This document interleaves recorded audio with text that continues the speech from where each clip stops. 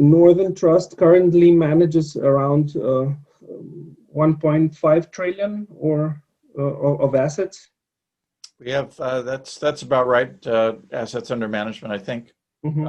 I'll check. No problem. Speaking from the position of record stock market highs, how dangerous is the potential deterioration of assets as a spark for global debt crisis panic?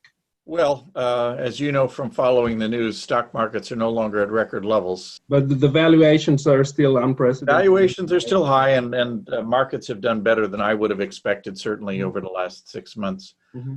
But in the long run, you have to have some connection between economic performance and asset prices. Yeah.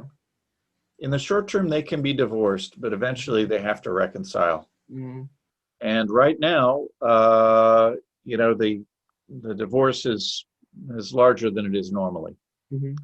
And so we are watching, the risk of financial instability Mm-hmm. is certainly higher now than it was at the beginning of the year. Mm-hmm. And we're watching not just the stock market, but other asset markets, including for emerging market debt and high yield debt, Mm-hmm. for signs that things might not be stable.